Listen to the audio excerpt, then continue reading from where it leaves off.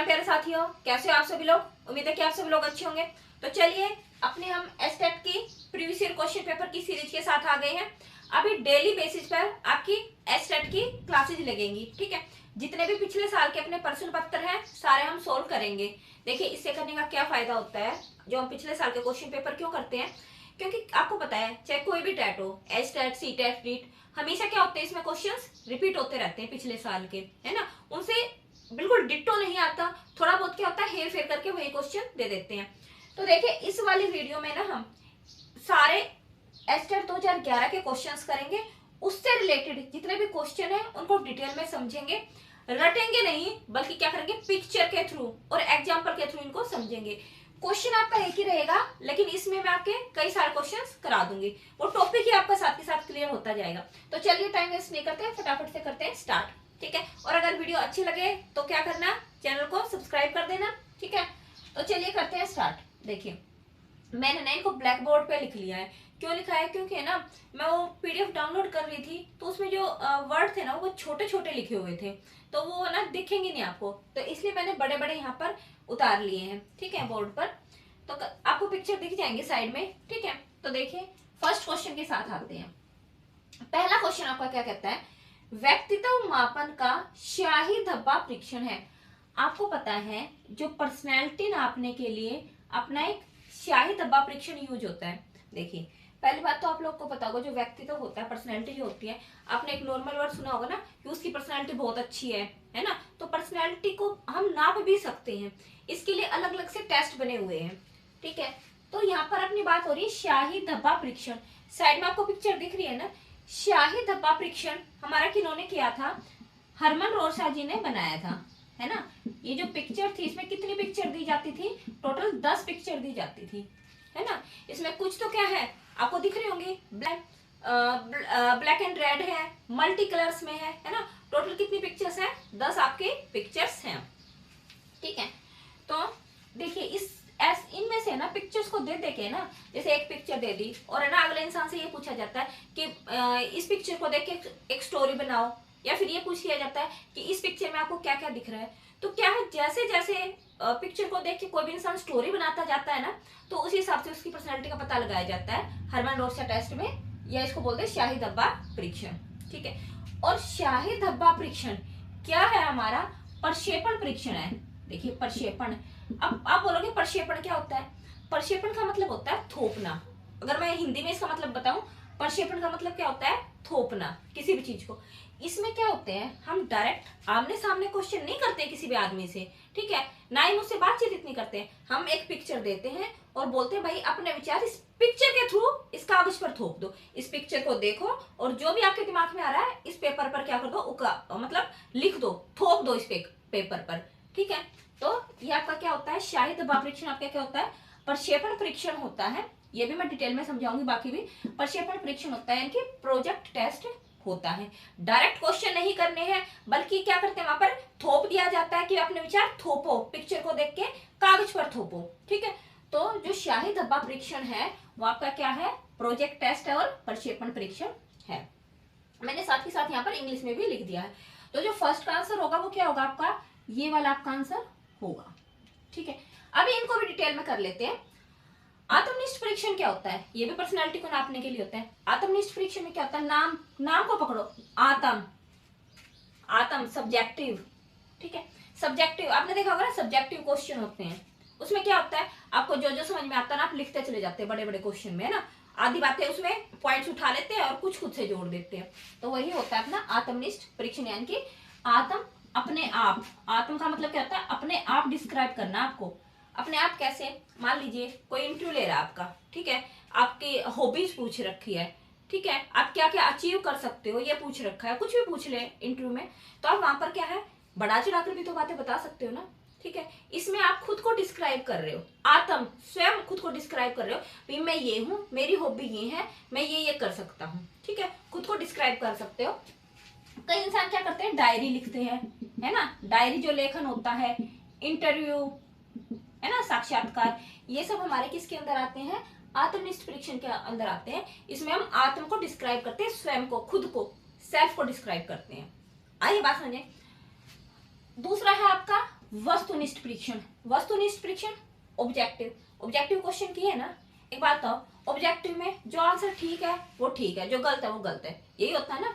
Subjective की तरह हम पूरा डिटेल में ये थोड़ा ना अपने पास से भी थोड़ा बहुत जोड़ के नहीं लिख सकते ना। ऑब्जेक्टिव में जो ठीक है, गलत है गलत है। तो ऐसे ही पर्सनैलिटी टेस्ट में होता है। वस्तुनिष्ठ परीक्षण, सच झूठ का पता लगाना। इसका एक बढ़िया सा एग्जाम्पल दूंगी मैं आपको। सच झूठ का पता लगा के हम वहां पर करते हैं। देखिए, मान लीजिए आपको कोई भी चीज खरीदनी है, ऑनलाइन ही खरीदनी है, ठीक है। आप क्या करोगे भाई, जिसको चीज अपनी बेचनी है ऑनलाइन, उसने तो बहुत कुछ डिस्क्राइब कर रखा होगा उसके बारे में कि ये ऐसी है वैसी है। वहां पर आप क्या देखते हो, सच और झूठ का पता लगाने के लिए उसकी रेटिंग देखते हो, है ना। मान लो आप शूज ही खरीद रहे हो, तो वहां पर क्या करोगे, उसकी रेटिंग देखोगे। अच्छा, बाकी आदमियों ने क्या क्या इसको रेटिंग दे रखी है ना। तो यानी कि वहां पर क्या है, उन्होंने चाहे कितना ही आत्मनिष्ठ, कितना ही खुद से कितना ही डिस्क्राइब कर रखा हो, लेकिन वहां पर हमें क्या करेंगे, रेटिंग से उसका पता लगाएंगे, है ना। तो जो रेटिंग विधि होती है वो हमारे किस में आती है, वस्तुनिष्ठ परीक्षण में आती है। पोर्टफोलियो, जो बच्चों का टीचर बनाते हैं ना पोर्टफोलियो, वो भी हमारे किस में आता है, वस्तुनिष्ठ परीक्षण में आता है, ठीक है।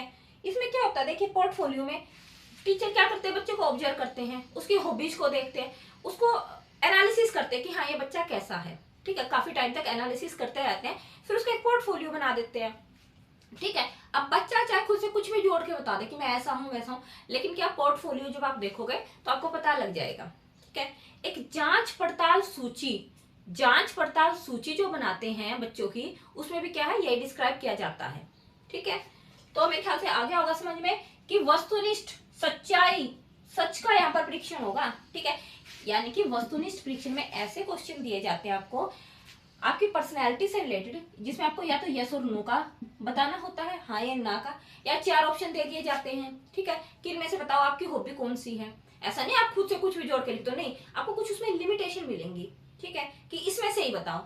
और उन्हीं को देख के क्या लगाया जाता है, आपकी पर्सनैलिटी का हिसाब लगाया जाता है, ठीक है। और मैंने ये बता दिया, पोर्टफोलियो हो गया, जो रेटिंग स्केल हो गया, ये सब हमारे किस में आते हैं, वस्तुनिष्ठ परीक्षण में आते हैं, ठीक है। तो मेरे ख्याल से क्लियर होगा ये दोनों टेस्ट। हम कैसे पर्सनालिटी को मेजर करते हैं। प्रक्षेपण परीक्षण में हम क्या करते हैं, कुछ देते हैं बच्चों को कि इसको देख के अपने विचार थोप दो, ठीक है। तो जो हमारा शाही धब्बा परीक्षण है हरमन रोरशाह जी का, ठीक है, वो क्या है, प्रक्षेपण परीक्षण है। इंग्लिश में देख लेते हैं, ink blot test of personality is. तो इंक ब्लॉट टेस्ट क्या अपना प्रोजेक्ट टेस्ट है। साथ ही साथ मैंने हिंदी इंग्लिश करवा दिया है, और साथ में आपकी पर्सनैलिटी से रिलेटेड टेस्ट भी मैंने करवा दिया है। क्वेश्चन 1, ठीक है, और सबको डिस्क्राइब किया, तो क्वेश्चन ये यहाँ पर कई सारे बन जाएंगे आपके, ठीक है। अगला क्वेश्चन देखते हैं। 6 से 11 वर्ष आयु वर्ग के बालकों को सीखने के लिए आवश्यक है। देखिए 6 से जो 11 साल का बच्चा होता है, आपने जीन पियाजे की थ्योरी पढ़ी होगी। जीन पियाजे ने कितनी स्टेजेस बताई हैं, 4 बताई हैं। कौन कौन सी, 0 से 2, 2 से 7, 7 से 11, 11 से 15। फिर इनके नाम दे दिए, है ना, कि 0 से 2 का क्या नाम है, 2 से 7 का क्या नाम है, 7 से 11। अब हम पकड़ते हैं इसको 7 से 11, यहाँ पर दे दिया आपको 6 से 11, यानी कि लगभग लगभग इस स्टेज के पास है। और जो ये स्टेज है, ये कौन सी आपकी थर्ड स्टेज कौन सी होती है आपकी, कॉन्क्रीट बोल दो या मूर्त बोल दो, है ना, कॉन्क्रीट बोल दो या मूर्त बोल दो, ये नाम होता है ना स्टेज का। तो यहाँ पर वही बात हो रही है, 7 से 11 साल का जो बच्चा होता है उसका नाम ही मूर्त अवस्था या कॉन्क्रीट स्टेज होता है। तो अब देखिए इसमें से ऑप्शन देखते हैं। 6 से 11 वर्ष आयु वर्ग के बालकों को, पहली बात आपको ये भी थोड़ा ध्यान में रखना, 6 से 11 साल का बच्चा ना, एक तरीके से ये लगा लो फर्स्ट क्लास में, फर्स्ट सेकंड थर्ड फोर्थ, इस यानी कि प्राइमरी लेवल पर बच्चा है। आयु वर्ग के बालकों को सीखने के लिए आवश्यक है, बताइए क्या चीज आवश्यक है। पहला, मूर्त क्रियाओं, अनुभवों की उपलब्धता। पहली बात तो मैंने अभी बता दी, 6 से 11 साल का जो एज होती है बच्चों की, वो बोला ही पियाजे ने मूर्त अवस्था बोला है, यानी कि मूर्त का मतलब समझते हो, जो चीज सामने है ना बच्चा उसी से सीखेगा, ठीक है। ऐसे काल्पनिक बातें करके नहीं सिखा सकते आप कि मान लिए एक्स है, मान लो ये वाई, जो चीज सामने है ना उसी को देख के आप सिखाओगे, मूर्त चीजों से, कॉन्क्रीट, ठीक है। तो मूर्त क्रिया होना चाहिए बिल्कुल, अनुभवों की उपलब्धता बिल्कुल ये भी होना चाहिए, बच्चा अपने एक्सपीरियंस से भी सीखेगा, ठीक है, और मूर्त रूप में सीखेगा।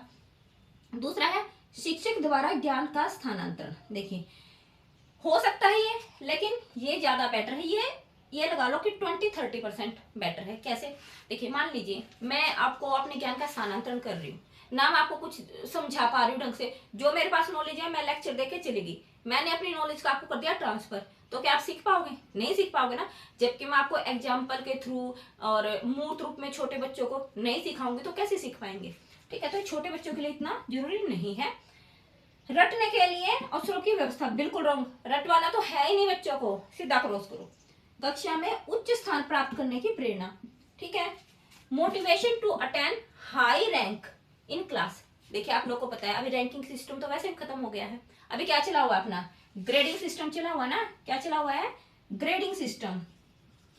ग्रेडिंग है ना, ग्रेड देते हैं बच्चे को ABC ऐसे करके, ठीक है। तो कक्षा में बच्चा चाहे कोई भी स्थान प्राप्त कर रहे उससे कोई फर्क नहीं पड़ता है। तो ये भी आपका हो गया रॉन्ग। तो जो आपका आंसर होगा कि 6 से 11 साल का जो बच्चा है वो कैसे सीखेगा? मूर्त क्रियाओं के द्वारा सीखेगा और अनुभवों की उपलब्धता, यानी कि अवेलेबिलिटी ऑफ कॉन्क्रीट एक्टिविटीज से सीखेगा और जो उसके एक्सपीरियंस होंगे उनसे सीखेगा। ठीक है, तो मेरे ख्याल से आपको आ गया होगा समझ में। तो जो सेकंड का आंसर होगा वो क्या होगा अपना? फर्स्ट इसका आंसर होगा ये वाला। नेक्स्ट क्वेश्चन करते हैं। देखिए नेक्स्ट क्वेश्चन आपका क्या कहता है, देखिए राइटिंग पर मत जाना, ठीक है, थोड़ा जल्दी जल्दी में लिखा है।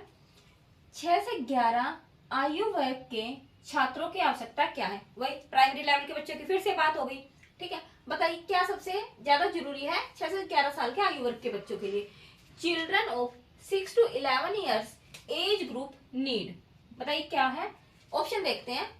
पहला है कक्षा कक्ष में प्रजातांत्रिक वातावरण, democratic environment in the classroom, बिल्कुल होना चाहिए, प्रजातांत्रिक वातावरण तो होना ही चाहिए बच्चों का, ठीक है। ठीक है, अभी देखते हैं चारों ऑप्शन देख के फिर देखेंगे कि बेस्ट ऑप्शन कौन सा है। सेकंड है, फर्स्ट हो गया आपका डेमोक्रेटिक एनवायरमेंट इन क्लासरूम, ठीक है। सीखने में स्वायत्ता, बिल्कुल। ऑटोनॉमी इन लर्निंग, बच्चे खुद से करके सीखे, बिल्कुल होना चाहिए। थर्ड देखते हैं क्रिया आधारित यानी कि एक्टिविटी बेस्ड लर्निंग होनी चाहिए। और क्या होना चाहिए? अंतःक्रियात्मक अधिगम, यानी कि अंत्य क्रिया करके, इंटरेक्टिव करके, एक दूसरे के साथ मिलके बच्चे इंटरेक्ट होकर लर्निंग करें, तो ये भी होना चाहिए, ठीक है। तो ये तो भाई तीनों ही ऑप्शन हो गए, फर्स्ट भी, सेकंड भी, थर्ड भी। तो इसका आंसर आ जाएगा उपरोक्त सभी, यानी कि ऑल ऑफ दी अबव। आई बात समझ में कि जो छोटे बच्चों को क्या करना चाहिए? एक तो डेमोक्रेटिक एनवायरनमेंट देना चाहिए, जैसे बच्चा करना चाहिए वैसे करने देना चाहिए। ऑटोनॉमी से करवाना चाहिए, यानी कि खुद से करे बच्चे, स्वयं करे, स्वायत्ता से, ठीक है। और एक्टिविटी बेस्ड होना चाहिए। तो इसका आंसर होगा ऑल ऑफ दी अबव। अगला क्वेश्चन देखते हैं। शिक्षा के दो प्रमुख उद्देश्य कौन से हैं? प्रमुख पूछा गया है यहाँ पर, ठीक है। There are two main objectives, main objective पूछे गए। पहला है बालकों में विषयों का ज्ञान देना व परीक्षा के लिए तैयार करना। नहीं, बच्चों को विषयों का ज्ञान तो देना है लेकिन परीक्षा के लिए तैयार तो नहीं करना हमें बच्चों को, ठीक है। बल्कि हमारा जो मेन उद्देश्य है वो क्या होना चाहिए? बच्चे का सर्वांगीण विकास करना, चाहे वो शारीरिक हो, मानसिक हो, सामाजिक हो, नैतिक हो, बच्चे का चहुमुखी विकास करना है, ना कि परीक्षा के लिए तैयार करना। To install subject knowledge in the children, बच्चे में सब्जेक्ट नॉलेज डालना, एंड प्रिपेयर फॉर एग्जामिनेशन। नहीं, ये ऑप्शन यहाँ पर गलत हो गया, ये बात आते ही। सेकंड देखते हैं, विषयों का ज्ञान देना, बिल्कुल ठीक है। वह मानसिक विकास करना, हाँ भाई हमें बच्चे का मानसिक विकास तो करना है, ठीक है। मानसिक भी करना है, शारीरिक भी करना है, तो यहाँ पर सिर्फ मानसिक दिया तो ये तो करना पड़ेगा हमें। To provide subject knowledge, knowledge दो बच्चे को in children and to cause mental development, हाँ ये बिल्कुल ठीक है। थर्ड देखते हैं, बाकी ऑप्शन भी एक बार देख लेते हैं। हमेशा गलती नहीं करनी है, अगर आपको कोई आंसर ठीक लग रहा है उसको टिक करके चार ऑप्शन जरूर पढ़ने हैं, ठीक है, और उनमें से बेस्ट आंसर देना है आपको। विषयों का ज्ञान देना, बिल्कुल ठीक है। उनको कंटेस्ट कराना, कंटेस्ट यानी कि रटवाना बिल्कुल भी नहीं है। To provide subject knowledge and help in memorization, रटवाना नहीं है बच्चे को, रोट परिवर्तन नहीं होनी चाहिए, मेमोराइजेशन नहीं होना चाहिए। कंठस्थ करना, रटवाना एक ही बात है, ठीक है।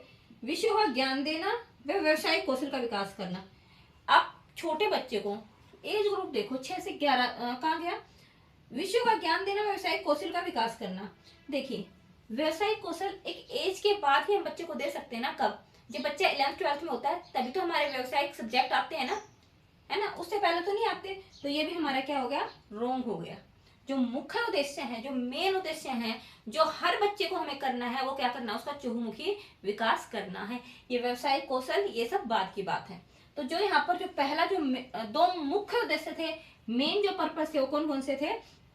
तो यहाँ पर व्यवसायिक कौशल की वजह से ये भी रंग हो गया, विषयों का ज्ञान भी हमें देना बच्चे को और मानसिक विकास करना, ये बिल्कुल, ये दोनों ऑप्शन क्या हमारे ठीक है। तो जो इसका फोर्थ का जो हमारा आंसर होगा वो क्या हो जाएगा? सेकंड हमारा आंसर हो जाएगा। चलिए नेक्स्ट क्वेश्चन करते हैं। चलिए अपने नेक्स्ट क्वेश्चन करते हैं। देखिए जो छोटे क्वेश्चन थे ना वो मैंने इकट्ठे लिख दिए हैं, जितने क्वेश्चन पेपर में थे ना इसमें कई आ गए फिर इसमें। तो देखिए अगला क्वेश्चन क्या कहता है, सीखने के लिए क्या आवश्यक है? What is essential for learning? बताइए सीखने के लिए क्या जरूरी होता है? देखते हैं चार ऑप्शन। पहला है स्वानुभव, खुद का अनुभव, सेल्फ एक्सपीरियंस। सीखने के लिए जरूरी होता है, हाँ भाई, सेल्फ एक्सपीरियंस। जो भी बच्चे को या बड़े को आज तक अनुभव हुआ है, देखिए हम कोई भी नई चीज सीखते हैं तो जो हमारा पहले का अनुभव है, जो हमारा खुद का अनुभव रहा है, उससे जोड़कर ही सीखते हैं, ठीक है। तो सेल्फ जो है एक्सपीरियंस जरूरी होता है सीखने के लिए। सेल्फ थिंकिंग, बिल्कुल स्वचिंतन, खुद का दिमाग लगाना, खुद चिंतन करना, थोड़ी थिंकिंग लगाना, खुद का दिमाग लगाना, बिल्कुल सेल्फ थिंकिंग भी जरूरी है कुछ भी चीज सीखेंगे तो। सर्व क्रिया, सेल्फ एक्टिविटी, बिल्कुल हमें क्या एक्टिव होकर कुछ ना कुछ करना है, ऐसे हमें निष्क्रिय नहीं बैठना है, इनएक्टिव नहीं बैठना है। किसी भी बच्चे को या जो भी कोई सीख रहा है, जो भी लर्नर है, उसको क्या है एक्टिव होकर कोई चीज सीखना है। सेल्फ एक्टिविटी, कुछ भी क्या है सर्व क्रिया, खुद की क्रियाओं से, सेल्फ एक्टिविटी, खुद की एक्टिविटी के थ्रू सीखना है और खुद को क्या एक्टिव भी रखना है और एक्टिविटी के थ्रू सीखना है। तो तीन ऑप्शन क्या हो गए ठीक। फोर्थ है उपयुक्त सभी, ऑल ऑफ द अबव, बिल्कुल इसका आंसर क्या होगा? All of the above. जो फोर्थ आंसर है बिल्कुल इसका ठीक है। मेरे ख्याल से आया होगा, इजी सा क्वेश्चन है। नेक्स्ट देखते हैं। देखिए मैंने थोड़े से क्वेश्चन है ना यहाँ पर उस क्वेश्चन पेपर के इजी लिख लिए, क्योंकि ये थोड़े छोटे छोटे थे, उसके बाद फिर मैं बड़े लिखूंगी। तो अभी देखो, प्रतिभावान बालक की बुद्धि लब्धि है, IQ of A talented child is. बताइए जो प्रतिभावान बालक होता है उसकी आईक्यू कितनी होती है? देखिए अगर आपने देखा हो वीडियो जो मैंने बताया था, ट्रिक्स बताई थी, क्या बताई थी? इडली, इमली, मॉर्निंग, बोरिंग, सिंपल सा वड़ा, जी यानी कि जीनियस सबसे ऊपर आया था, है ना। और जीनियस यानी कि जिसमें 140 या 140 से ऊपर जिसकी आईक्यू होती है वो हमारा जीनियस बच्चा बोल लो, टैलेंटेड बच्चा बोल लो, प्रतिभावान बच्चा बोल लो, ठीक है। तो जो प्रतिभावान बच्चे की जो आईक्यू होती है वो कितनी होती है? 140 या इससे ऊपर होती है, ठीक है। जो हमारे आइंस्टाइन जी थे उनकी क्या थी? 140 प्लस आईक्यू थी उनकी, ठीक है, आइंस्टाइन की। अगला देखते हैं क्वेश्चन, मेरे ख्याल से आगे होगा समझ में, तो इसका आंसर क्या हो गया हमारा? सेकंड। अगला क्वेश्चन देखते हैं। शिक्षा मनोविज्ञान है, एजुकेशनल साइकोलॉजी है। देखिए आपने ना जितनी भी थ्योरी पढ़ी होंगी ना अभी तक, आपने पावलव की, थॉर्नडाइक की, स्किनर की, सब में क्या कर रहे थे? या तो जानवरों के व्यवहार का अध्ययन कर रहे थे कि जानवरों का बिहेवियर कैसे है, जब हम उनको खाना देते हैं तो वो किस तरीके का व्यवहार करते हैं। तो ये सारा एजुकेशनल साइकोलॉजी में ही था ना, ठीक है। तो जो हमारी एजुकेशनल साइकोलॉजी है वो व्यवहार का अध्ययन है, चाहे वो जानवरों का व्यवहार का अध्ययन करते हो, चाहे जैसे चिंपैंजी पे किया था, है ना, अपने इन्होंने कॉलर कोफा ने जो गेस्ट आर्टवादी थे उन्होंने क्या किया था? चिंपैंजी पर एक्सपेरिमेंट किया था। तो या तो किसी जानवर के व्यवहार का अध्ययन या मनुष्यों के व्यवहार का अध्ययन, ये सारे किस में आते हैं? अपने एजुकेशनल साइकोलॉजी में आते हैं। तो देखिए ऑप्शन क्या क्या है? शिक्षा मनोविज्ञान है, क्या है? विशुद्ध विज्ञान, प्योर साइंस, नहीं प्योर साइंस थोड़ी ना है। सेकंड है व्यवहारिक विज्ञान, बिल्कुल अप्लाइड साइंस है ये, ठीक है। ये क्या है? व्यवहारिक विज्ञान है, यानी कि इसमें क्या करते हैं, चाहे जानवर हो या मनुष्य हो उसके व्यवहार का अध्ययन करते हैं। तो बिल्कुल ये सेकंड आपका बिल्कुल राइट है। थर्ड है मानक विज्ञान, ठीक है, मानक विज्ञान यानी कि नॉर्मेटिव साइंस, नहीं ये भी नहीं होगा। और फोर्थ है उपयुक्त में से कोई नहीं, तो ये भी नहीं। तो ये जो सेवंथ का जो हमारा आंसर होगा कि शिक्षा मनोविज्ञान क्या है? शिक्षा मनोविज्ञान व्यवहार का अध्ययन है, ठीक है। और वो मैंने बता दिया, चाहे आप जानवरों का या मनुष्यों का किसी का भी व्यवहार का अध्ययन करते हो। तो यहाँ तक मेरे ख्याल से आए होंगे समझ में। अगला क्वेश्चन देखते हैं। एक बच्चा ईर्ष्या का प्रदर्शन करता है। देखिए बताइए जब छोटा बच्चा होता है वो जेलस कब फील करता है? ठीक है, ऑप्शन है A child shows jealousy at the age of 6 month, 12 months, 18 months, 24 months. देखिए 6 महीने का जो बच्चा होता है वो तो होगा ही नहीं, क्योंकि आपको पता होगा कि 6 महीने का जो बच्चा होता है वो मुश्किल से बैठना ही सीख पाता है, ठीक है ना, थोड़ा बहुत बैठना स्टार्ट करता है, तो उसको तो जेलसी का पता ही नहीं होता। जो 12 मंथ्स का होता है वो हल्का फुल्का खाट वगैरह को या बेड वगैरह को थोड़ा थोड़ा चलना सीखता है, उसको जेलसी का नहीं पता होता। लेकिन जब 1.5 साल का हो जाता है ना बच्चा, 18 महीने का, ठीक है, 1.5 साल का जब बच्चा या 18 महीने में बोल दूं, उसमें जेलसी की भावना आ जाती है। कैसी जेलसी की, आपको से देखना, जो 1.5 साल के बच्चे है, अगर किसी मम्मी क्या किसी दूसरे बच्चे को गोदी में उठा लेगी तो क्या होगा, बच्चे को चिढ़ होगी कि नहीं मुझे गोदी में लो, ठीक है, वो रोने लग जाएगा कि इसको गोदी से हटाओ मुझे लो, तो हम पर क्या आती है, जेलसी की भावना आती है। तो जो बच्चा ईर्ष्या का प्रदर्शन कब करता है, 1.5 साल का जब हो जाता है। तो मेरे ख्याल से आया होगा समझ में। 8 का जो आंसर होगा क्या होगा, थर्ड आपका आंसर होगा। अगला क्वेश्चन देखते हैं। बच्चे का सामाजिक विकास वास्तव में प्रारंभ होता है, social development of a child starts. बताइए, जो बच्चे का सामाजिक विकास है कब स्टार्ट होता है? बच्चे का जो सामाजिक विकास है पैदा होते ही स्टार्ट हो जाता है, ठीक है। वो बचपन में ही अपने मम्मी पापा के साथ जब छोटा होता है, अपने मम्मी पापा के पास या फिर जो उसके जो रिलेटिव्स है उनके पास उनका सामाजिक विकास शुरू हो जाता है। फिर धीरे धीरे जब वो स्कूल में जाता है, कॉलेज में जाता है, तो फिर और ज्यादा उसका विकास होता है, ठीक है। तो देखिए ऑप्शन देखते हैं। पहला है विद्यालय पूर्व अवस्था। बताइए विद्यालय पूर्व अवस्था कौन सी होगी? विद्यालय पूर्व अवस्था होगी यानी कि नॉर्मली, अगर मैं प्ले स्कूल की बात ना करूं, नॉर्मली जो बच्चा फर्स्ट क्लास का स्कूल में जाता है उससे पहले की जो एज होगी, यानी कि 6 साल से पहले पहले तो नहीं। देखो विद्यालय पूर्व अवस्था में होता है, लेकिन ये नहीं विद्यालय पूर्व अवस्था में नहीं, उससे भी पहले ही स्टार्ट हो जाता है, बिल्कुल, ठीक है। तो इन अर्ली स्कूल स्टेज नहीं। सेकंड शैशवावस्था में, शैशवावस्था अपनी कितनी होती है, 0 से 2 साल, बिल्कुल ये ठीक है। देखो पैदा होते ही हो गया ना, धीरे धीरे बच्चे का सामाजिक विकास स्टार्ट हो जाता है, तो बिल्कुल शैशवावस्था इन्फेंसी में ही बच्चे का सामाजिक विकास शुरू हो जाता है, ठीक है। विद्यालय पूर्व अवस्था तो बाद की होगी ना, 2 से 6 साल लगा लो एक तरीके से, ठीक है, यानी कि विद्यालय जाने से पहले की अवस्था। तो ये नहीं होगा, ये होगा शैशवावस्था, यानी कि पैदा होने के बाद ही बच्चे का धीरे धीरे सामाजिक विकास शुरू हो जाता है। पूर्व बाल्यावस्था यानी कि 2 से 6 साल, बिल्कुल भी नहीं, इससे पहले ही स्टार्ट हो जाता है। उत्तर बाल्यावस्था यानी कि 6 से 12 साल, नहीं। तो आपका आंसर क्या होगा, ये जो सेकंड है ना, जो बच्चे का सामाजिक विकास है वो शैशवावस्था में ही शुरू हो जाता है, ठीक है। तो मेरे ख्याल से आया होगा समझ में ही।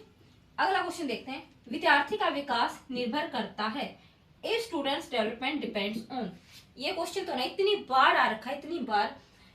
बताइए बच्चे का जो विकास होता है वो किन किन चीजों पर निर्भर करता है? देखिए, एक तो बहुत सारे गुण होते हैं बच्चों में जो माँ बाप से ही आ जाती है, हेरिडिटी से। आपको ने देखा होगा कि किसी बच्चे के अगर पेरेंट्स इंटेलिजेंट है ना, तो बच्चे में ऑटोमेटिक बहुत सारे गुण आ जाते हैं, चाहे वो इंटेलिजेंसी के हों या बहुत सारे गुण आते हैं बच्चों में, ठीक है। तो वंशानुक्रम से भी आता है, बिल्कुल हेरिडिटी से आता है बच्चों में, ठीक है, हेरिडिटी से भी बच्चों का विकास होता है। दूसरा, आपने देखा होगा जिस भी एनवायरमेंट में बच्चे रहते हैं ना, उसका बहुत ज्यादा इफेक्ट रहता है बच्चे के विकास के ऊपर, ठीक है। तो बिल्कुल वातावरण का भी। तो अगर अकेले अकेले पे आपको नहीं करना है वंशानुक्रम वातावरण, सिर्फ अकेले पे नहीं करना है, बल्कि दोनों पर, यानी कि वंशानुक्रम में वातावरण दोनों होने चाहिए उसके ऑप्शन में।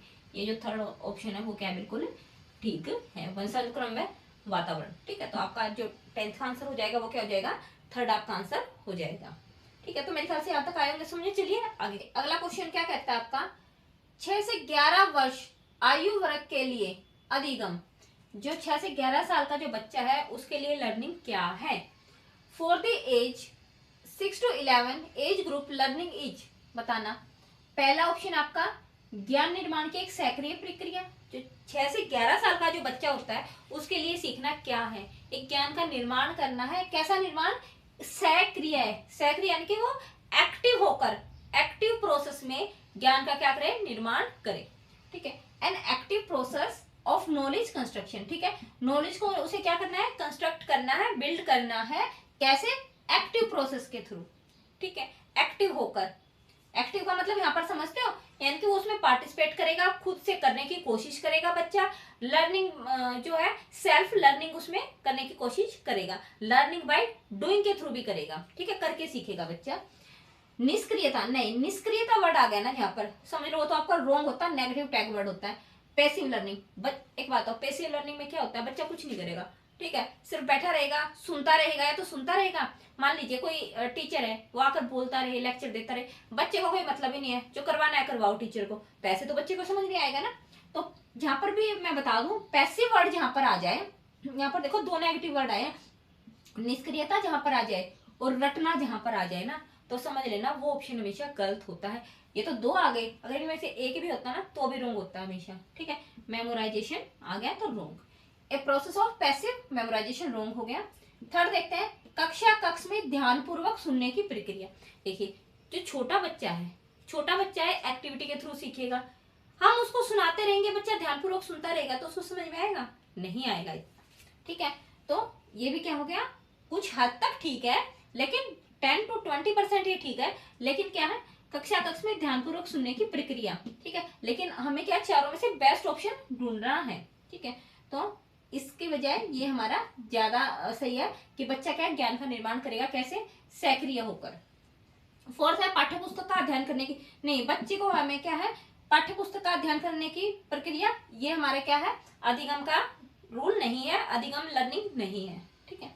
कि process of studying a book, सिर्फ बुक को पढ़ता रहे, बच्चे को कोई नॉलेज ही ना हो, ठीक है, तो वो भी हमें नहीं करवाना है। तो फोर्थ में आपका आंसर क्या होगा, रॉन्ग। तो जो आपका सही राइट आंसर होगा वो क्या होगा, आपका फर्स्ट आपका राइट आंसर होगा कि बच्चा हमें क्या बनाना है, एक्टिव प्रोसेस के थ्रू, ठीक है। एक्टिव का मतलब इसमें कई सारे वर्ड आ गए, मैंने बता दिया है कि बच्चा खुद से करके सीखेगा, एक्टिव होकर सीखेगा और अपने ज्ञान का निर्माण कर लेगा। तो जो बेस्ट ऑप्शन है वो क्या, अपना फर्स्ट आपका बेस्ट ऑप्शन है। अगला क्वेश्चन देखते हैं। देखिए एक बालक अधिक सीखता है, बताइए एक बालक ज्यादा कब सीखेगा, यदि उसे अ चाइल्ड लर्न्स मोर कब। पहला ऑप्शन पाठ्य पुस्तक के माध्यम से पढ़ाया जाए, नहीं, मैंने इतनी बार बोला है पाठ्य पुस्तक के माध्यम से नहीं, बच्चे को लर्निंग बाय डूइंग से करवाना है, ठीक है। तो ये तो हो गया taught through textbook room.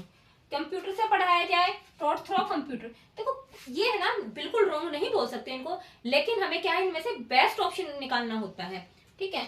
Third आपका डॉट थ्रो लेक्चर, लेक्चर के थ्रू तो बिल्कुल ही नहीं। एक बात हो, आप छोटे बच्चे को जाके, प्राइमरी लेवल के बच्चे को सिर्फ लेक्चर देते रहो, ये करो वो करो, इसका ये मतलब, वो बच्चे को कुछ समझ में नहीं आएगा। बच्चे को लर्निंग बाय डूइंग से करवाना है, ठीक है।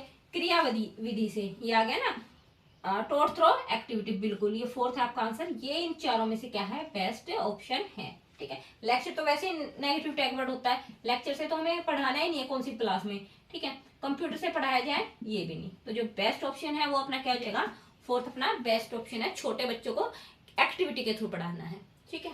देखिए आपका नेक्स्ट क्वेश्चन क्या कहता है, बालक विविध प्रकार से सीखते हैं। देखिए बालक आपको पता है डिफरेंट डिफरेंट तरीके से सीखते हैं, तो डिफरेंट तरीके कौन कौन से हैं वो आपको बताने हैं। Students learns in variety ways, ठीक है। पहला ऑप्शन आपका शिक्षक के भाषण द्वारा, ठीक है, यानी कि जो टीचर है वो भाषण देगा, लेक्चर देगा। तो आपको पता है कि बच्चे लेक्चर से नहीं सीखते हैं, है ना। लेक्चर जहां पर भी आपको लिखा हुआ आ जाए, मैं बता चुकी हूँ, वो नेगेटिव टैग वर्ड होता है, उसको क्रॉस करना है। रटना आ जाए, ठीक है, रटना वगैरह आ जाए, वो भी क्या होते हैं, नेगेटिव टैग वर्ड होते हैं, ठीक है। मेमोराइजेशन लिखा हुआ देखा था आपने, याद करना, ठीक है, याद करने का मतलब रटना, मेमोराइज करना किसी भी चीज को, तो भी सारे क्या है, नेगेटिव टैग वर्ड है, तो आपके क्रॉस हो जाएंगे। सेकंड ऑप्शन देखते हैं, प्रयोग द्वारा, विवेचन द्वारा, प्रश्न पूछकर, क्रिया करके, चिंतन करके। क्या इन सारी एक्टिविटी से बच्चा सीखता है, इन सारे तरीकों से क्या बच्चा सीखता है, बिल्कुल। देखिए किस किस से एक्सपेरिमेंट करके बच्चा बिल्कुल सीखता है, डिस्कस करके आपस में टीचर के साथ या अपने फ्रेंड्स के साथ डिस्कस करके भी सीखता है, क्वेश्चन पूछकर, बिल्कुल, अगर उसको कोई चीज समझ में नहीं आती वो टीचर वगैरह से क्वेश्चन कर सकता है या अपने फ्रेंड से भी पूछ सकता है, तो उससे भी सीखेगा बच्चा। एक्टिविटी के थ्रू तो सीखेगा ही सीखेगा बच्चा। एंड थ्रो रिफ्लेक्शन, रिफ्लेक्शन यानी कि चिंतन करके, ठीक है, उस पर ध्यान लगाकर, बिल्कुल। तो ये सेकंड आपका ऑप्शन हो जाएगा राइट। बाकी सारे ऑप्शन देख लेते हैं। शिक्षक द्वारा निर्देशित नियंत्रित पाठ्यक्रम आधारित शिक्षण द्वारा, देखिए जब पर आपको कंट्रोल वर्ड मिल जाए ना, चाहे वो कंट्रोल बच्चे के ऊपर हो चाहे वो कंट्रोल बुक के ऊपर हो, तो वो ऑटोमेटिक ही रॉन्ग हो जाता है स्टेटमेंट। अगला, उपरोक्त में कोई नहीं, नन ऑफ द अबव, तो ये तो कुछ सेंस ही नहीं बनती। तो 13 का जो आपका आंसर हो जाएगा वो क्या हो जाएगा, सेकंड आपका आंसर हो जाएगा। अगला देखते हैं, अधिकांश बच्चे मातृभाषा सीख लेते हैं। देखिए आप है ना, रटना नहीं है, आप है ना थोड़ा सा अपने सराउंडिंग में देखो कि बच्चे कौन से एज में बोलना सीख जाते हैं मातृभाषा। छोटे छोटे वर्ड तो स्टार्टिंग से बोलना सीख जाते हैं, लेकिन मातृभाषा अपनी मदर टंग कब बोलना सीख जाते हैं वो, देखिए 1 साल तक की। पहला ऑप्शन है, देखिए most children learn native language, first option आपका 1 वर्ष की आयु तक, at the age of 1 year. 1 साल तक के बच्चे को थोड़ा से बोलना भी नहीं आता, ठीक है, पै करता रहता है ना, 1-2 वर्ड ही बोलता है, कुछ नहीं बोलता 1 साल का बच्चा इतना ज्यादा, 1-2 वर्ड को छोड़ के। उसके बाद ऑप्शन है 4 साल की आयु तक, ठीक है, बिल्कुल देखते हैं इसको। 6 साल की आयु तक, 6 साल में बच्चा क्या होता है, प्राइमरी स्कूल में हो जाता है, फर्स्ट क्लास में, तो उससे तो पहले ही बच्चा बोलना शुरू कर देता है। आप लोगों को पता होगा, जब बच्चा प्ले स्कूल में जाता है ना, 3 साल के लगभग, मतलब कई सारे पेरेंट्स 2.5 साल की उम्र में भेज देते हैं, लेकिन 2.5 या 3 साल में क्या बच्चा प्ले स्कूल में जाता है और उस टाइम पे वो बोल लेता है, सेंटेंसेस बोल लेता है, ठीक है। तो अगला है 2 साल तक तो नहीं होता है, ठीक है, 2 साल का बच्चा तो घर में ही रहता है, इतनी प्रॉपर मातृभाषा नहीं बोल पाता है। तो जो आपका आंसर आएगा कि कौन सी एज में बच्चा अपनी मातृभाषा बोल लेता है, आपका ऑप्शन हो जाएगा सीधा 4, ठीक है। अगला क्वेश्चन, अधिगम एक प्रविधि है, लर्निंग इज ए प्रोसेस। बताइए लर्निंग कैसी प्रोसेस है? तथ्यों को याद करना, फिर वही बात आ गई, मैंने अभी बोला याद करना नहीं होना चाहिए, एक तरीके से रटने के ऊपर बात होगी। मेमोराइजेशन, इंग्लिश में देख लेना, मेमोराइजेशन करना, रटना, किसी चीज को याद करना, रॉन्ग हो गया। पाठ्य पुस्तक में दिए गए विषय को याद करना, फिर से वही होगा, चाहे पाठ्य पुस्तक से याद करे, चाहे नॉर्मली तथ्यों को कैसे भी याद करे, रटना तो रटना ही हो गया ना। यहाँ पर याद करने से मतलब होता है मेमोराइज करना, रटना, ठीक है, तो वहां पर ये रॉन्ग हो जाएगा। थर्ड ऑप्शन देखते हैं, अनुभव द्वारा अर्थ निर्माण करके, बिल्कुल, एक्सपीरियंस से, मीनिंग मेकिंग थ्रू एक्सपीरियंस, बिल्कुल, अपना अनुभव द्वारा अर्थ निर्माण करके। देखिए मैं ना आपको एक छोटी सी बात बताऊंगी, यहाँ पर क्या है, जब बच्चे को हम एप्पल दिखाते हैं, बच्चा एप्पल को देखता है, ठीक है, बच्चे ने पहले से एप्पल देख रखी होती है, तो उसका एक्सपीरियंस है कि हाँ ये एप्पल है, तो बच्चा क्या करेगा, एप्पल को देखेगा और उससे क्या, वहां से उसका अर्थ जोड़ना सीख सकता है कि ये एप्पल है, ये मीठी है, ठीक है, इसका कलर रेड है, तो वहां से एक चीज से बहुत सारी चीजें बच्चा बना सकता है। तो अनुभव द्वारा अर्थ का निर्माण कर सकता है, बिल्कुल, ये आपका आंसर ठीक होगा।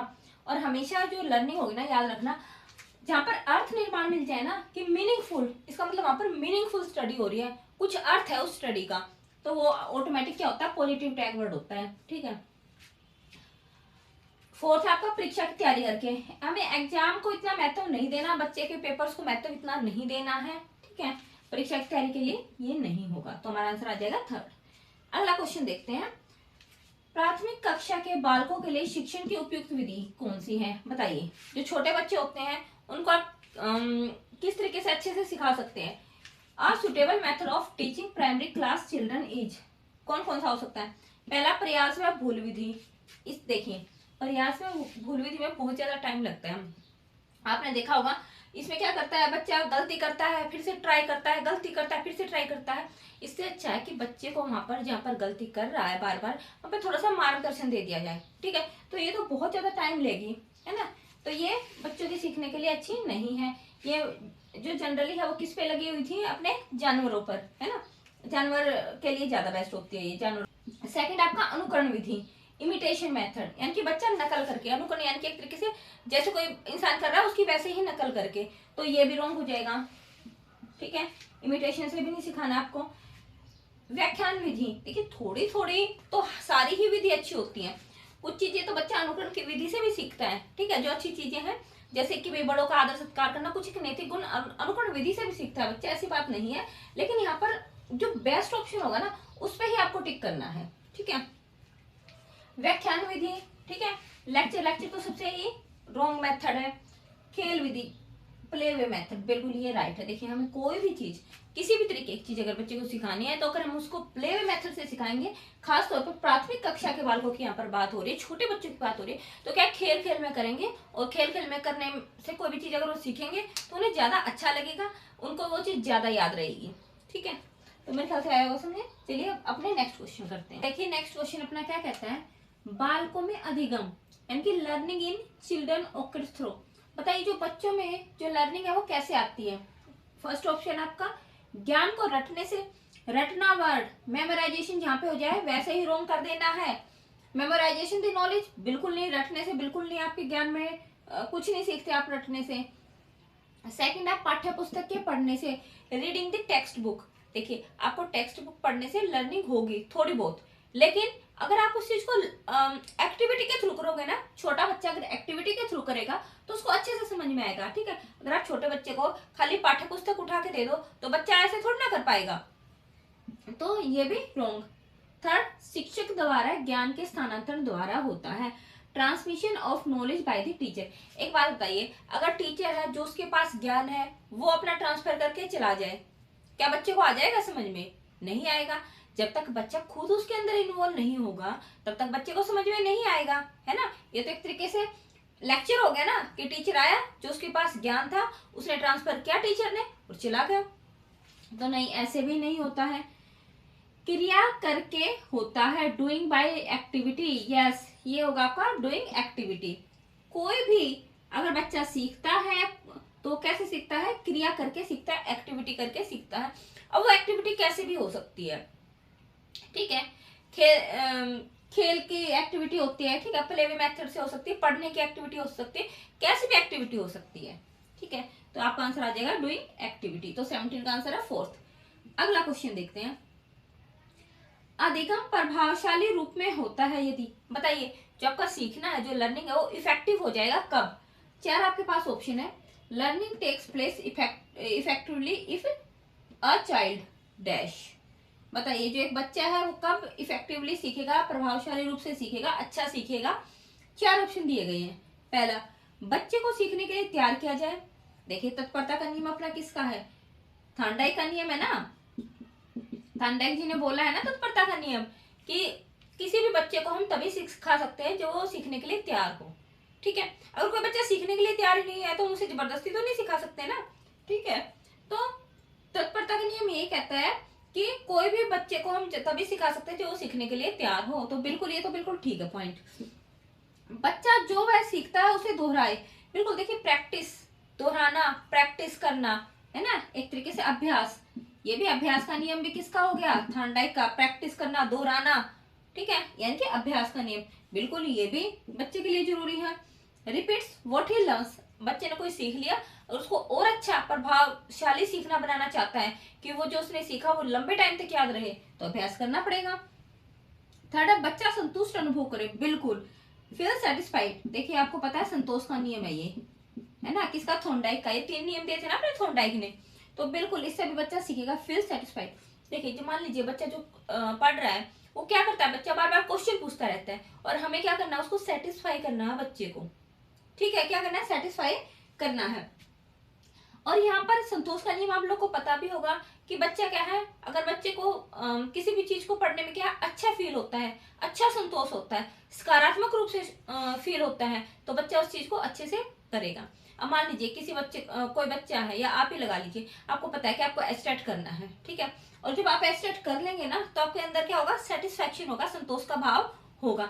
लेकिन किसी कारणवश अगर बच्चा उस चीज को नहीं कर पाता है तो उसमें नकारात्मक भाव होगा, नकारात्मक भाव उसके अंदर पैदा हो जाएगा, ठीक है। तो बिल्कुल हमें पढ़ाई ऐसी करवानी चाहिए जिससे बच्चे क्या? संतुष्ट हो जाए, बच्चे के सारे क्वेश्चन जो पूछना चाह रहा है उनको भी हम क्या कर दें? संतुष्ट कर दें, ठीक है, फील सेटिस्फाइड। बिल्कुल।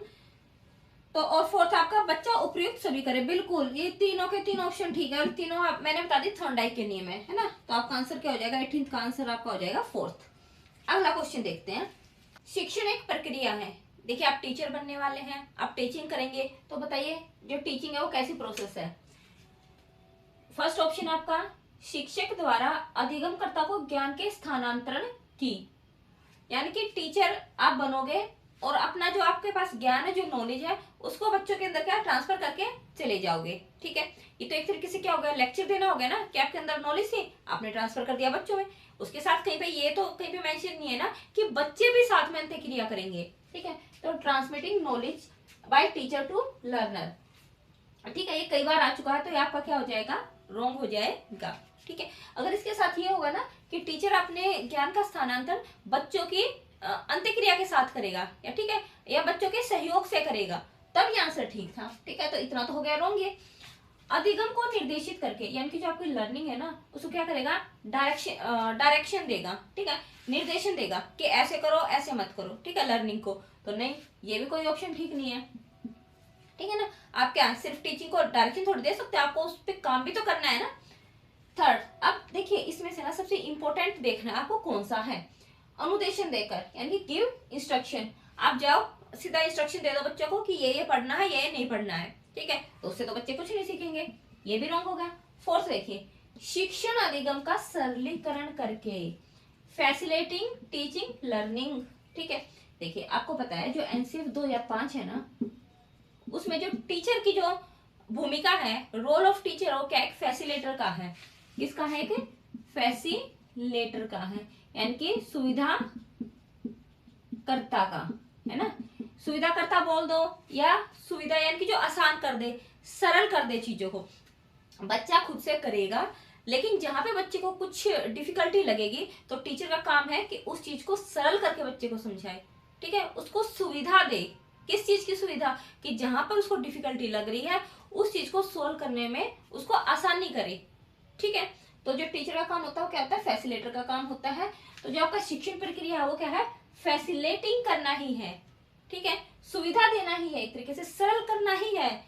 जो आप चीज सिखा रहे हो या सीख रहे हो, जो आप चीज पढ़ा रहे हो बच्चों को, जो बच्चे सीख रहे हैं, लर्न कर रहे हैं, उसको आपको क्या करना है? फैसिलेट करना है, उसका सरलीकरण करना है, ठीक है। तो ये बिल्कुल फोर्थ आंसर इसका बिल्कुल राइट हो जाएगा।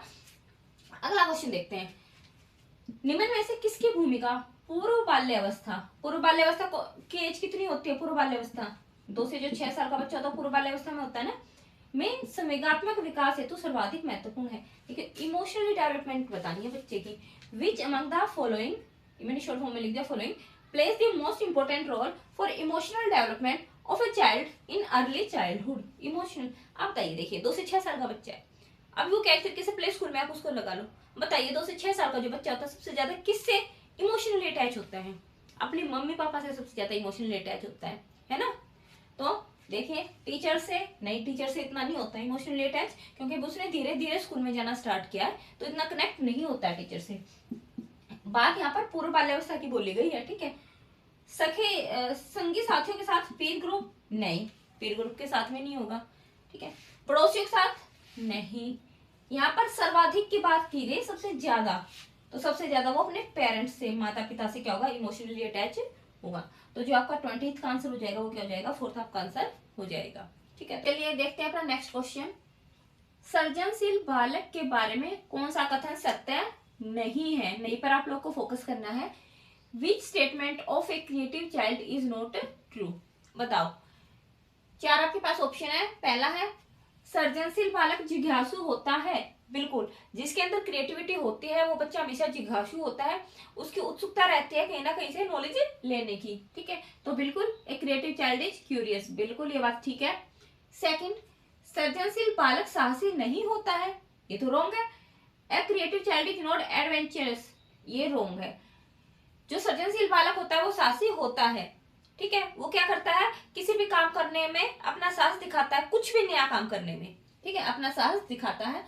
सृजनशील बालक बहुमुखी होता है, बिल्कुल होता है, ठीक है। जो क्रिएटिव बच्चा होता है, जो उसने क्रिएटिविटी की है वो दूसरों को बता सकता है कि मैंने क्या किया है, वो बोल के बता सकता है, वो अपने विचार रख सकता है, ठीक है, तो बहुमुखी होगा बिल्कुल। एक क्रिएटिव चाइल्ड इज एक्सट्रोवर्ट, बिल्कुल। सृजनशील बालक महत्वाकांक्षी होता है, महत्वाकांक्षी यानी कि जो अपने एम को ऊपर रखता है, एम्बिशियस होता है किसी चीज के प्रति। A creative child is ambitious, बिल्कुल, वो अपने लक्ष्य की तरफ हमेशा अग्रसर रहता है, ठीक है।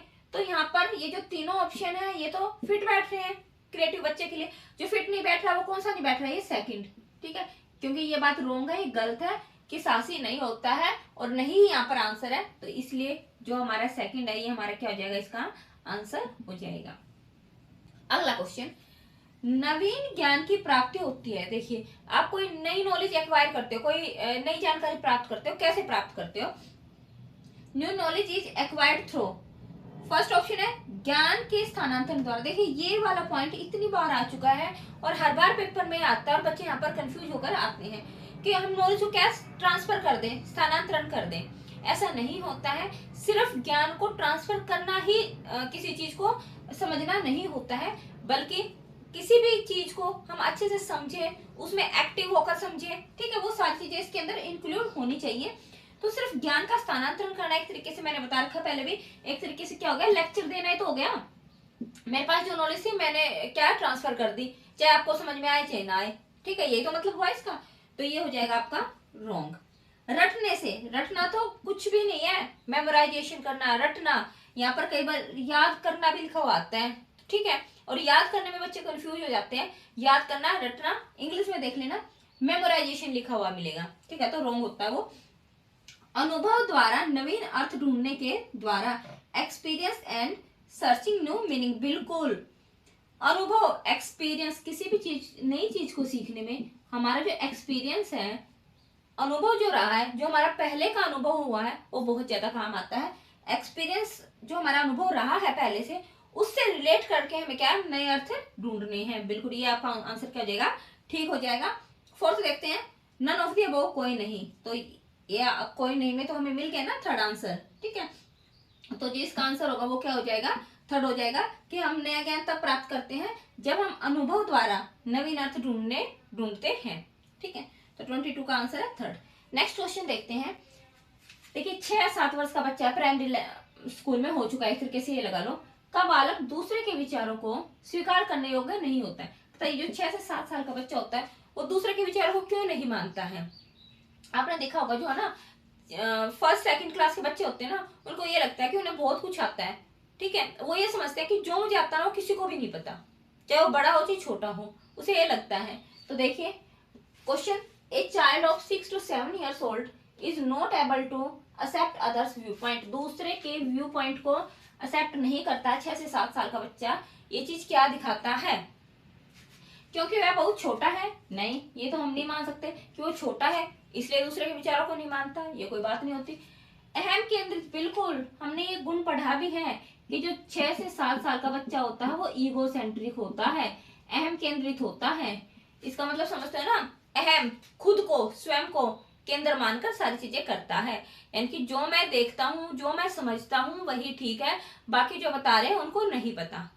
ठीक है, अपने आप को यहाँ पर वो क्या करता है, केंद्र मानता है कि सारी चीजें दुनिया में उसी के अनुसार होती हैं जैसे वो सोचता है। तो ये बिल्कुल 6 से 7 साल के बच्चे में ईगो सेंट्रिक का गुण होता है, अहम केंद्रित का गुण होता है।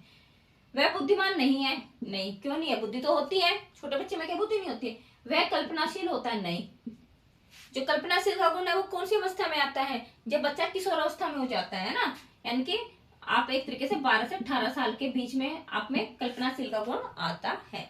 तो इन तीनों में से जो आपका आंसर होगा वो आपका क्या हो जाएगा, सेकंड हो जाएगा। कि जो 6 से 7 साल का बच्चा होता है वो क्या होता है, अहम केंद्रित होता है। ठीक है, ईगो सेंट्रिक होता है। अगला क्वेश्चन देखते हैं, वृद्धि के बारे में क्या सही नहीं है। What is not true about growth. Growth देखो, आपको पता है ग्रोथ होता है और एक होता है डेवलपमेंट, है ना, विकास। इन दोनों में फर्क आप लोग को पता है। ग्रोथ जो में दिखती है, हम कहते हैं ना इसकी तो हाइट बढ़ गई पहले से, ये तो बड़ा हो गया। ग्रोथ जो आपको सामने से दिखती है, एक तरीके से हाइट, जो आपके शरीर में परिवर्तन आते हैं, उनको हम बोलते हैं ग्रोथ। और डेवलपमेंट होता है चारों तरीके का विकास आपका, चाहे आपका शरीर से रिलेटेड हो, चाहे आपका मानसिक हो, चाहे आपका नैतिक हो, चाहे आपका सामाजिक हो, चाहे आपका सांस्कृतिक हो, किसी भी तरीके का विकास होता है तो हमारा किस में आता है, डेवलपमेंट में आता है। और आप लोगों को पता होगा जो शरीर का विकास है ना, वो हमारा एक टाइम के बाद रुक जाता है। आपकी हाइट ऐसा नहीं कि बुढ़ापे तक थोड़ी ना बढ़ती रहेगी, एक लिमिट के बाद आपकी हाइट रुक जाएगी ना। ठीक है, शरीर में चेंजेस रुक जाएंगे ना, लेकिन जो डेवलपमेंट है ना, जो विकास है, वो आपका चलता ही रहेगा, जिंदगी भर चलता रहेगा। ये इन दोनों में डिफरेंस होता है ना। क्योंकि डेवलपमेंट में तो सारी चीजें आती है। आप मानसिक विकास, आप पढ़ते रहो, आपका मानसिक विकास तो होता रहेगा, है ना। तो देखते हैं इसका फर्स्ट ऑप्शन कि बताना है कि कौन सा वृद्धि के बारे में, वृद्धि बोल दो, अभिवृद्धि बोल दो, बात एक ही है। बताना कौन सा सही नहीं है। अभिवृद्धि शारीरिक होती है, बिल्कुल होती है। अभी तो बोला कि जो वृद्धि होती है वो क्या होती है, एक तरीके से जो हमारी शरीर से रिलेटेड होती है, हमारी हाइट वगैरह बढ़ना। ग्रोथ इज फिजिकल, बिल्कुल। अभिवृद्धि मात्रात्मक होती है। देखो, मात्रात्मक लिखा है यानी कि क्वांटिटिव, यानी कि हम उसको माप सकते हैं। क्या आप हाइट को माप सकते हो? ठीक है, बिल्कुल माप सकते हो ना, तो बिल्कुल ये मात्रात्मक होती है। अभिवृद्धि मापनीय होती है, बिल्कुल अभी तो बोला। वृद्धि को हम माप सकते हैं, मात्रात्मक होती है, माप सकते हैं, एक ही तो बात हुई ना। ठीक है, अभिवृद्धि जीवन पर्यंत चलने वाली प्रक्रिया है। नहीं, अभिवृद्धि एक टाइम के बाद हमारी रुक जाएगी। जैसे किशोरावस्था को पार कर लेंगे, धीरे धीरे हमारी वृद्धि क्या होती जाएगी, कम होती चली जाएगी, यानी कि हमारी हाइट वगैरह एक जगह पर रुक जाएगी। ठीक है। जो हमारे जीवन पर्यंत चलता है वो क्या चलता है, हमारा विकास चलता है, ना कि वृद्धि। अब यहाँ पर एक छोटा सा क्वेश्चन और करा दूं। देखो वृद्धि क्या होती है, सिर्फ शरीर से रिलेटेड होती है, विकास में सारे पक्ष निहित होते हैं, ठीक है। जैसे शरीर मानसिक मैंने बताया सारे विकास निहित हैं।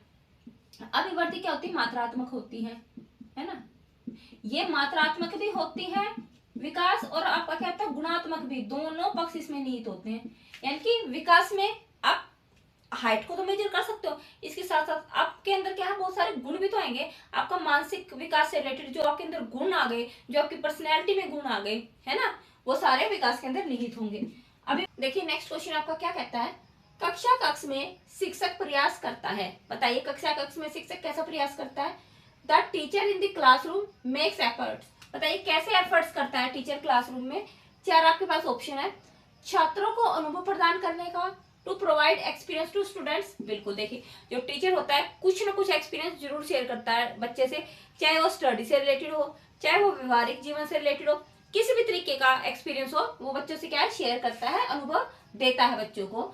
सेकंड, छात्रों को सहायक अधिगम वातावरण देने का। बिल्कुल देखिए टीचर का एक काम भी है, प्रयास भी करना भी चाहिए टीचर को, क्या कि वो बच्चे को एक अच्छा एनवायरनमेंट दे। कैसा एनवायरनमेंट, स्पोर्टिव एनवायरनमेंट दे, जिससे क्या है लर्निंग अच्छी हो पाए। तो ये भी बिल्कुल ठीक है, ठीक है।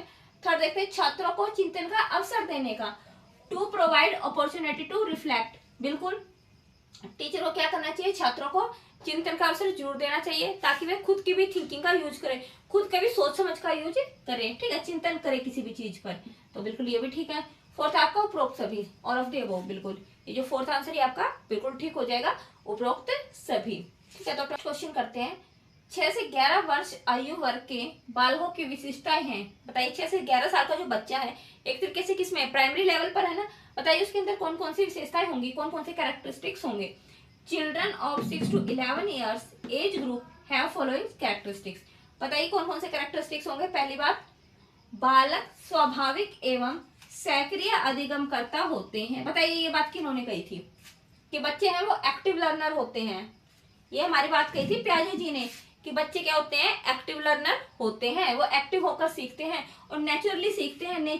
वो मतलब बहुत सारी चीजें बच्चे क्या नेचुरली सीख जाते हैं, एनवायरनमेंट से सीख जाते हैं, अपने आस पड़ोस से सीख जाते हैं, ठीक है, अपने वातावरण से सीख जाते हैं, ठीक है। तो ये पॉइंट बिल्कुल ठीक है। 6 से 11 साल के बच्चे की यहाँ पर बात हो रही है ना, प्राइमरी लेवल की। तो बिल्कुल ये फर्स्ट ऑप्शन बिल्कुल ठीक है। सेकंड, सीखने के लिए शिक्षकों पर निर्भर होते हैं। नहीं, देखिए सीखना क्या होता है, एक बहुत बड़ी डेफिनेशन है ये। सीखना सिर्फ हम उसी को नहीं बोलते जो स्कूल में जाते हैं सीखते हैं, नहीं, सीखने में हर चीज है, चाहे आप घर में भी कुछ सीख रहे हो, बाहर कुछ सीख रहे हो, अपने आस पड़ोस से कुछ सीख रहे हो, कहीं से भी आपको सीखने को मिलता है। तो यहाँ पर शिक्षकों पर तो निर्भर नहीं होते, कुछ हद तक होते हो, ठीक है, ऐसा नहीं कि बिल्कुल नहीं होते, लेकिन इन्होंने सिर्फ एक ही ऑप्शन दिया शिक्षकों पर।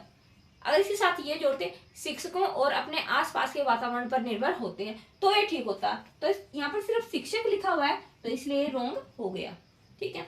थर्ड देखते हैं, बालक शिक्षकों से ज्ञान प्राप्त करते हैं। देखिए ये भी क्या है, डेफिनेशन शॉर्ट है। बालक शिक्षकों से ज्ञान प्राप्त करते हैं, लेकिन सिर्फ शिक्षकों से नहीं, पूरी डेफिनेशन अगर इसकी होती शिक्षकों से, माता पिता से, वातावरण से, तो ये ठीक होती, ठीक है। तो ये भी अपना क्या हो गया, रॉन्ग। फोर्थ देखते हैं, बालक सीखने में रुचि नहीं रखते। नहीं, ये तो बिल्कुल ही रॉन्ग है। क्या बच्चा सीखने में रुचि नहीं रखता है?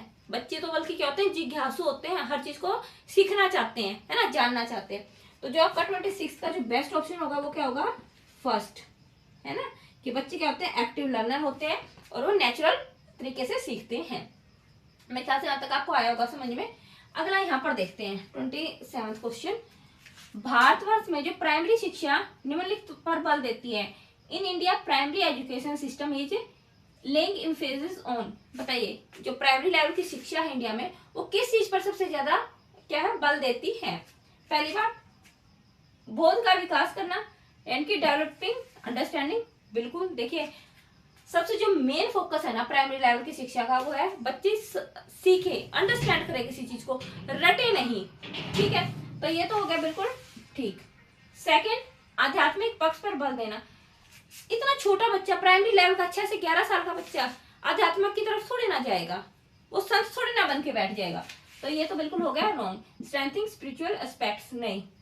थर्ड है विवेचनात्मक चिंतन का विकास, डेवलपिंग क्रिटिकल थिंकिंग, बिल्कुल भी नहीं। जो प्राइमरी लेवल का बच्चा होता है 6 से 11 साल का, अगर आपने पियाजे की थ्योरी पढ़ी हो तो उसमें विवेचनात्मक चिंतन का विकास होता ही नहीं है। जब उसके अंदर दिमाग इतना डेवलप नहीं है कि वो क्या कर सके, क्रिटिकल थिंकिंग उसके अंदर आ जाए, जब उसके अंदर दिमाग इतना नहीं है तो कैसे इस पे बल देगी, ठीक है, नहीं होगा, ये भी नहीं होगा, ठीक है ना। जो क्रिटिकल थिंकिंग है वो मोस्टली किशोरावस्था में ज्यादा आती है ना। फोर्थ है रटने को प्रेरित करना, एनकरेजिंग रोट लर्निंग, ये तो बिल्कुल ही नहीं, रटना तो कुछ है ही नहीं, ठीक है। तो जो 27 का आंसर हो जाएगा वो आपका क्या हो जाएगा, फर्स्ट, कि हर चीज को क्या है, समझना है, और टीचर का काम है समझाना, सरल तरीके से समझाना, सरलीकरण करके समझाना, सुविधाकर्ता का काम है टीचर का, ठीक है, सुविधा देना बच्चों को ताकि वो अच्छे से समझ सके। तो मेरे ख्याल से यहाँ तक आया होगा समझ में। चलिए अगला क्वेश्चन करते हैं। देखिए अगला क्वेश्चन क्या कहता है, शिक्षण और अधिक प्रभावी हो सकता है यदि teaching becomes much more effective provided. बताइए जो टीचिंग है वो और ज्यादा इफेक्टिव कब हो सकती है। पहली बात, छात्रों को स्वयं कार्य करने की स्वायत्ता व नियंत्रण दिया जाए, बिल्कुल। स्टूडेंट्स आर गिवन ऑटोनोमी, यानी कि वो खुद से करे, कोई भी काम है वो खुद से करने की कोशिश करे, खुद पार्टिसिपेट करे उसमें, and control to work on their own, और बिल्कुल वो अपने तरीके से काम करे। यहाँ पर कंट्रोल, खुद उन पे नियंत्रण करने का ये मतलब है कि वो जो काम करना चाहते हैं उस पर वो अपना खुद का नियंत्रण रखें कि मुझे इस तरीके से काम करना है, इस तरीके से सीखना है, ठीक है, यहाँ पर ये मतलब है इसका, बिल्कुल ये ठीक है।